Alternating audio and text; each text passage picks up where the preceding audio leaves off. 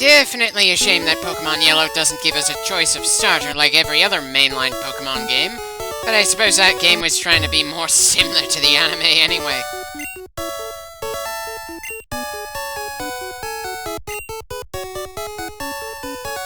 Well, a lot of that high regard is just the fact that he's the first one we ever met in the franchise. Hell, how many of the other professors over the years in this series does anyone even actually remember? Personally, I remember Elm from Generation 2 and... yeah, that's it. Everyone else I just go, oh, hello, Regional Professor.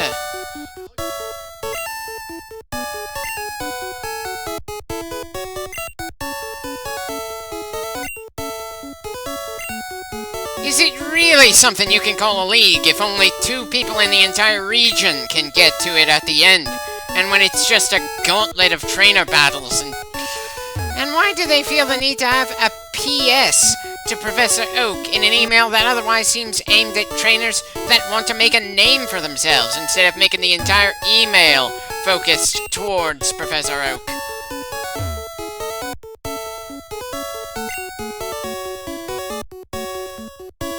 Right, so there's only one way to get Oak to give us our choice. It's to show we're so willing to leave our pleasant little hometown that we don't give a damn if we get hurt trying.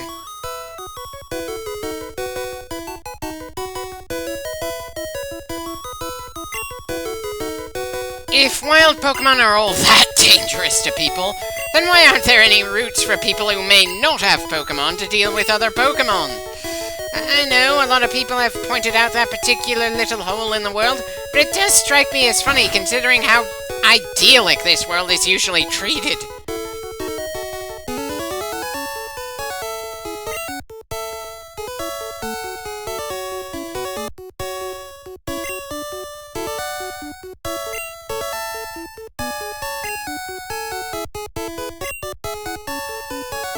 Some people think Oak gives us our first choice because he finds his grandson annoying.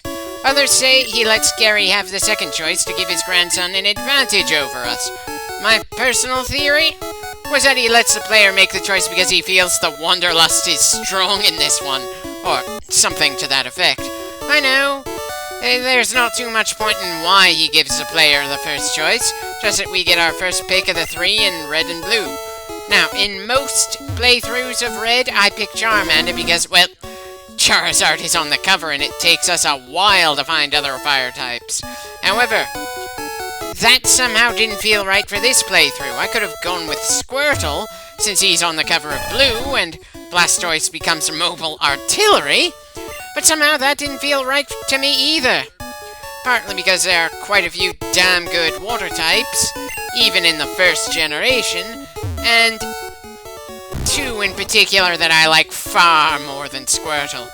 So that leaves us with Bulbasaur, the underappreciated balanced member of the first 3 starters, and the only grass-type starter in any of the games I can think of that I like all the way from first to 3rd form. The Blue playthrough I'll occasionally switch to will have Charmander as the starter, and we'll see how many gyms we have to go through before the 2 teams feel reasonably distinct from one another. As a side note, I can't help chuckling at myself that I tried to spell the name Phyllis, as in chlorophyll, but misspelled it when I wrote it out on the nickname section here. A minor screw-up that doesn't really affect anything, but still one of the little screw-ups that early on told me, yeah, I probably don't have the right mentality to go through a Nuzlocke challenge of any kind.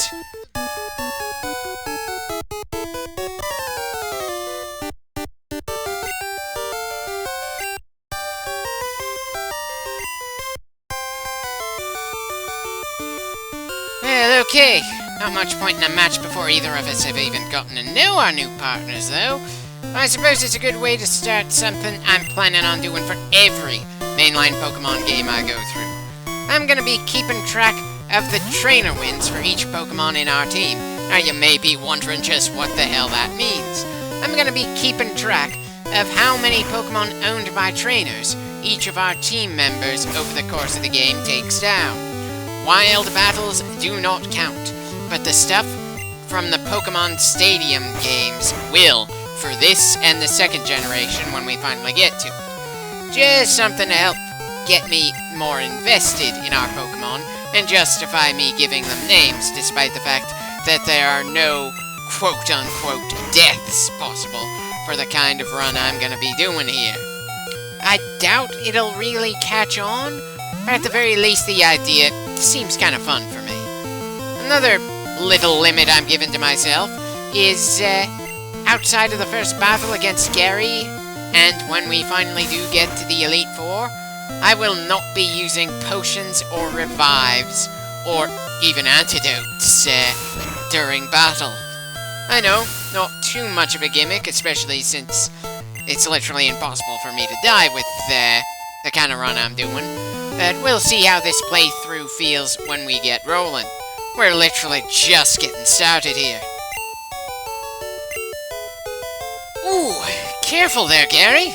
Calling Charizard the outright wrong Pokemon is just asking for its obscene number of fans to start spitting plenty of fire in your direction.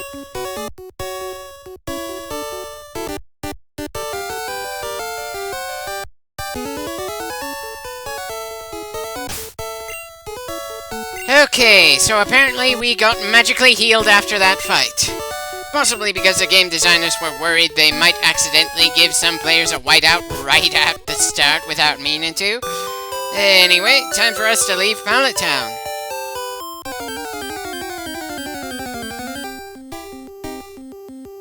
Well, it certainly didn't take long for us to run into trouble after leaving the town. No wonder Oak intercepted us. The local wildlife is just plain vicious. And by God, is it a good thing that Gust hasn't been turned into a flying-type move just yet? Seriously, can you imagine what it'd be like if Bulbasaur had to deal with that kind of type disadvantage before he even got to the first Pokemon Center?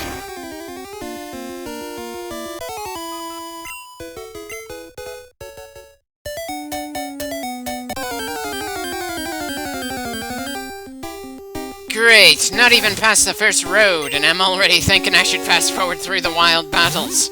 Especially if they're going to come this frequently. Sure, we want to fight in order to level up, but come on. We haven't even been given the ability to start capturing Pokemon yet.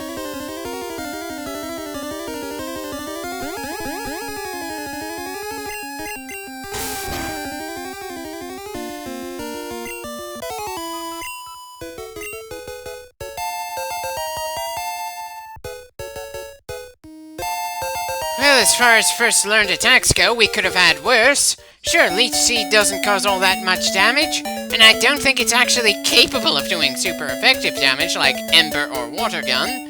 Still, considering I'm not going to be using potions, having the ability to heal in the middle of a fight is going to be kinda useful, especially at the start of the game.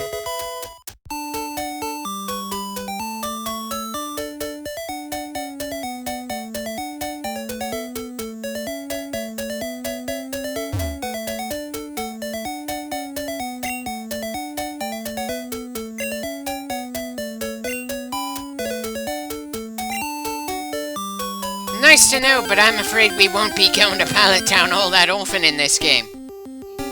Wait, what? Did we seriously trigger another random encounter just by talking to the guy? Oh dear, I didn't recall the random encounter rate in this game being so bloody absurd right out of Pallet Town. Hell, I thought it wouldn't get this obscenely frequent until we got to Mount Moon at the very least.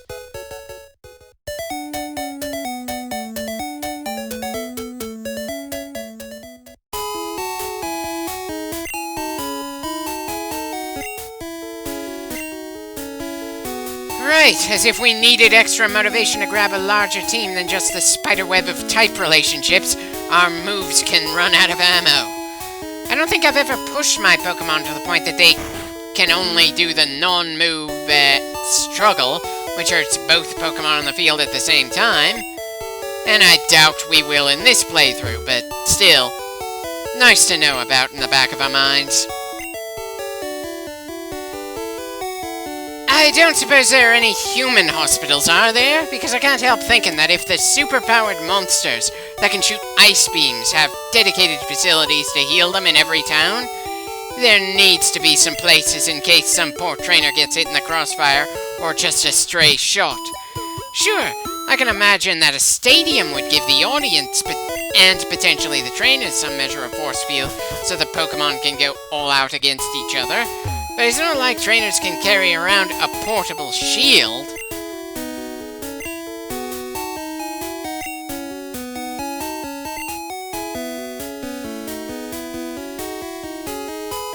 Well, Poison Sting isn't gonna have too much of an effect on us since Phyllis is part poison.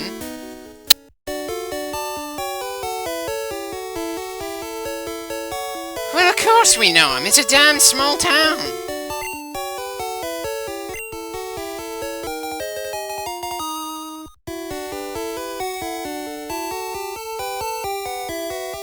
Always found it annoying that we're not allowed to actually shop in this shop until we're done running an errand for Oak that the professor didn't even ask us to do.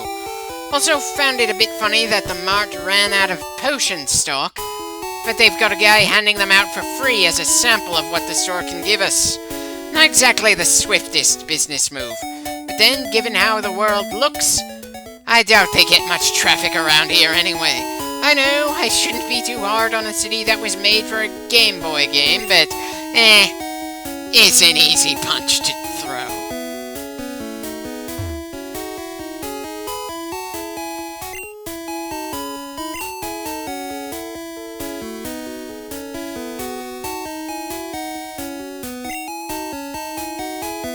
You know, if it wasn't for him laying flat on his back with notable blushes on his sprite, I may have actually believed he needed coffee for coffee's sake. Of course, I can't help thinking of a college roommate who somehow managed to get drunk by drinking too much coffee.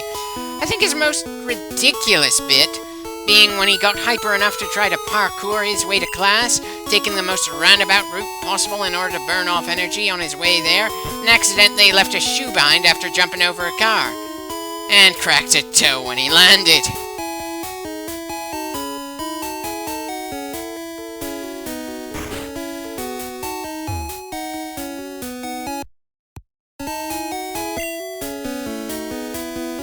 Well, are you doing anything other than just reading what you wrote in order to memorize them? And I'd ask why you're a class of just one person in this school, but then I never actually considered this a school. I always imagined this was just an overly dramatic pair of sisters who turned a room in their home into a makeshift classroom because big sister really doesn't trust the little one to know some critical things when she hits the road. For our purposes, the two most annoying side effects are going to be sleep and poison. Poison, because I'm never going to carry around any antidotes, and we're going to be rushing to the Pokemon Center as our Pokemon slowly inch their way towards unconsciousness. And sleep because in this generation it can last for quite a while. Sure, frozen can be quite a problem as well, but it's not quite as common as either of those, and with paralysis, there's still a chance you can strike back, even if you are slower. As for burn, I actually don't remember if it actually has the effect this bit of text claims it does. All I remember is that it essentially acts like poison, only without causing damage as you walk around outside of battle.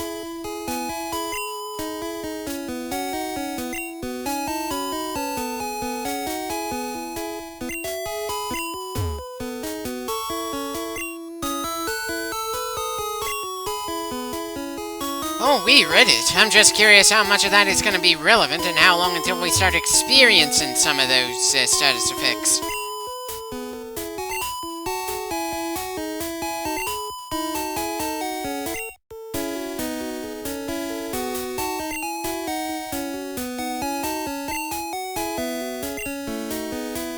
Well, they're certainly covering the bare-bone basics here.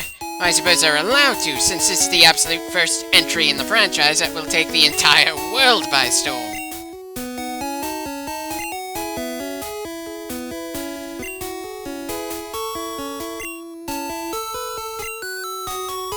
Well, she's certainly not paying that much attention to her sparse notes if we're able to outright turn the pages. And just how large is her writing if that's all it takes to fill an entire page anyway?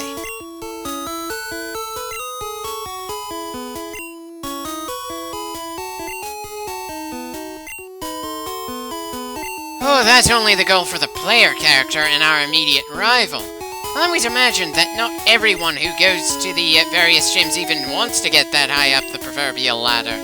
Not that this game does all that much to expand on the world all around us. It's too busy trying to create the world that would become an insane phenomenon. And I'd say they'd more than succeeded with that.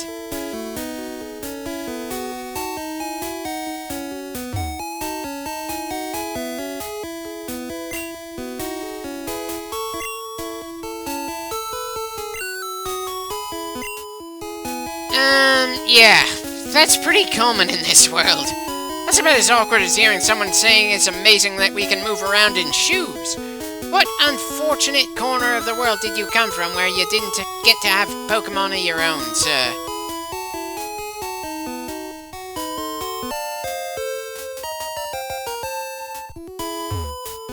Since I don't remember where you can get the item finder, I'm just gonna explore and randomly check corners for hidden items. Sure, most of them are essentially just vendor trash for me in this game, but there's no harm in checking around. Anyway, that's enough of Viridian for now. If we want access to Pokeballs, we need to deliver the Professor's package.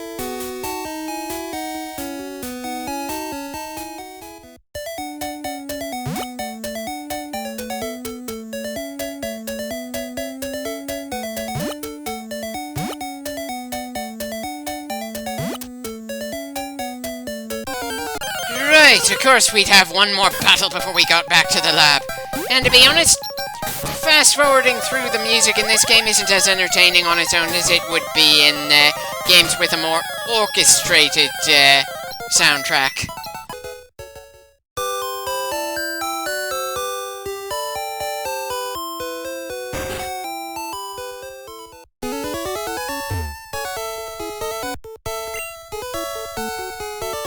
Well, Phyllis is handling himself pretty well, but I would like to start building a team around him. At least I'm assuming Phyllis is a him in this game. Only one Pokemon species at this point in the series has notable genders. Everything else is considered genderless. Though considering I never really bothered with Pokemon breeding in any of the later generations, Pokemon genders really don't mean much of anything to me regardless.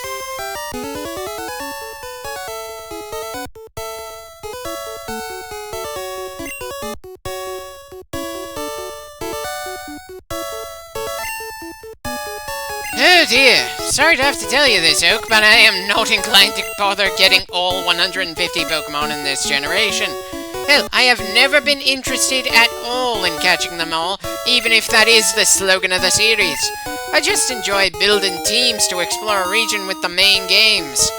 Besides, even if we captured everything in the Kanto region, it wouldn't even actually be half of the Pokemon all around the world, so your dream's kinda screwed there.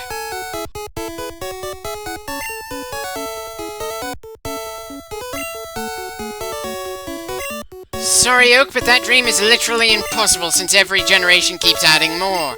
Especially since at least one entire region is a very firm no for me at the moment.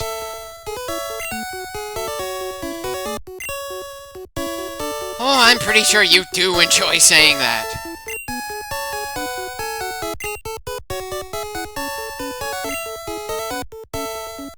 I know we could get this done without a town map, but I figure I may as well grab one from his sister just for the sake of spiting the arrogant guy. And I can't help wondering why it felt like they stopped making rivals as jerks from the 3rd generation onwards.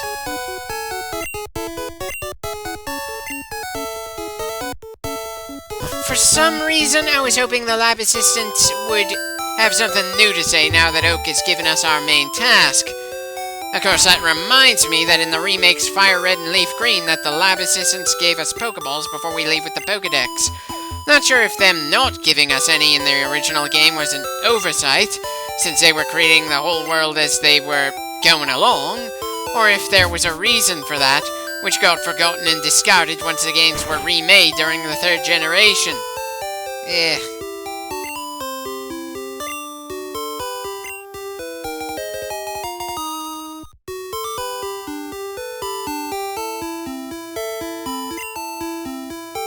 Oh, I'm sure I'm gonna need that map at least a few times on our journey.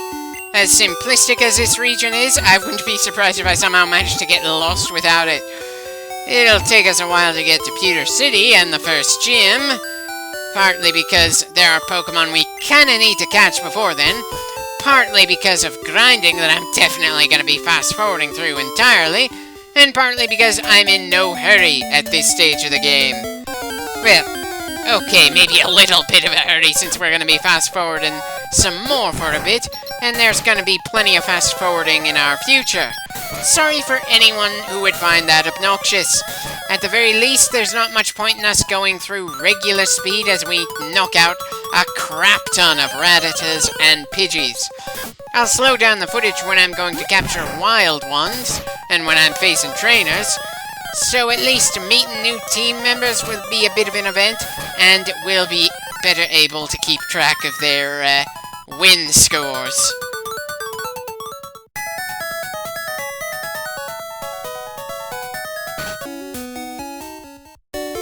Right, let's see what you have in stock now that we can actually shop from you.